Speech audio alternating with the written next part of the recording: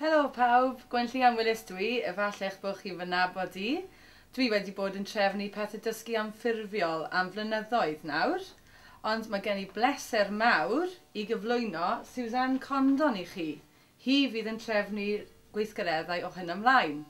Helo Suzanne. Bore da, diolch. Dwi'n mynd i ofyn cwpl o gwestiynau i chi, ydy yna'n iawn? Ydy. Felly, o ble rwyt ti'n dod yn wreiddiol? Dwi'n dod o Faesteg yn wreiddiol ar bwys Pen y Bont. O, reit, gret. A beth yw dy ddiddordebau di?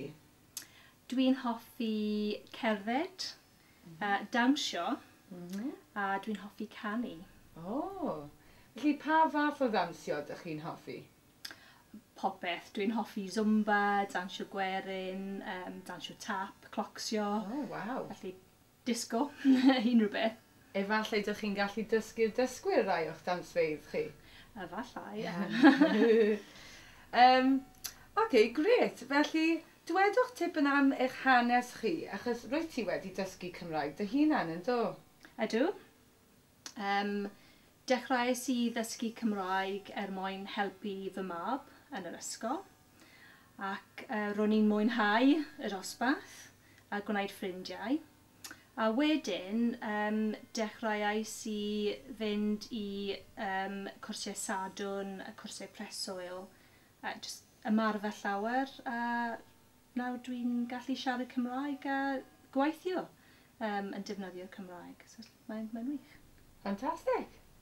Felly, i'r bobl sydd ddim yn siŵr beth yw dysgu anffurfiol, allech chi esbonio i ni beth yn union ydy dysgu anffurfiol? Iawn. So, yn y dosbarth, dych chi'n dysgu yn ffurfiol. Felly, tu allan, dych chi'n dysgu yn anffurfiol. So, fel arfer, mae'n bosib ymarfer siarad Cymraeg. Efallai dych chi'n cerdded gyda feilways, neu dych chi'n just cwrdd yn y dafarn, neu cael bore coffi. Hefyd, mae rhywbeth yn y canol o'r enw cwrs sadwn, ble mae tipyn bach yn y dosbarth a tipyn bach anffurfiol. Ffantastig. Felly, beth wyt ti'n mynd i drefnu ar gyfer dysgwyr? Oes rhywbeth arall heblaw am y pethau yna ydych chi'n meddwl? Gobeithio, dyn ni'n gallu cael syniadau o'r dysgwyr, beth mae dysgwyr eisiau wneud, achos mae'n bwysig ymarfer Cymraeg wrth wneud rhywbeth dych chi'n hoffi gwneud. So, efallai pethau crefftiau, dwedais i am mynd am dro gyda feilways. Dwi'n gobeithio trefnu rhywbeth seiclo, so efallai seiclo tipyn, cael picnic, seiclo tipyn bach mwy. Felly, gawn ni weld. Felly, pam ydy e'n bwysig bod dysgwyr yn neud y fath yna beth? Iawn. Wel, mae dysgu Cymraeg tipyn bach fel jyglo. Felly, os ydych chi'n dysgu am yr amser presennol, wedyn yr amser gorffennol, dych chi'n anghofio pethau.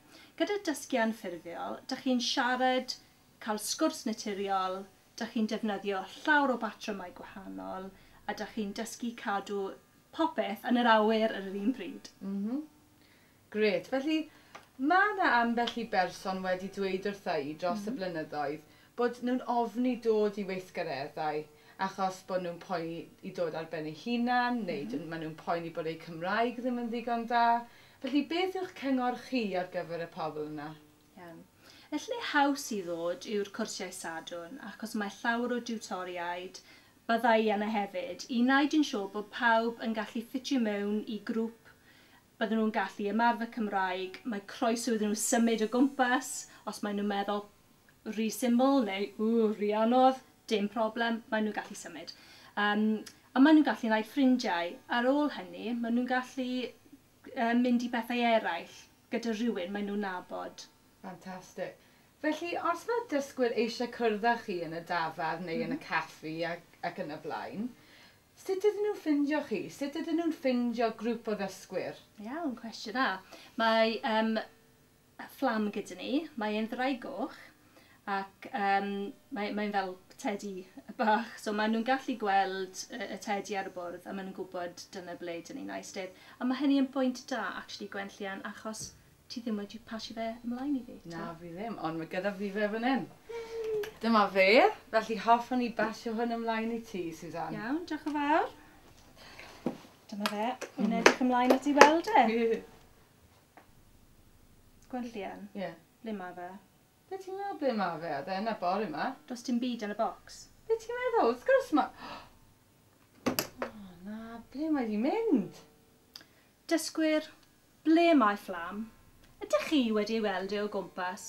Ydych chi wedi gweld e mewn tafarn neu efallai ar y traeth yn Ynys y Bari? Felly, os ydych chi wedi gweld fflam, newch chi ffonio fi os gwelwch yn dda. Ble mae fflam?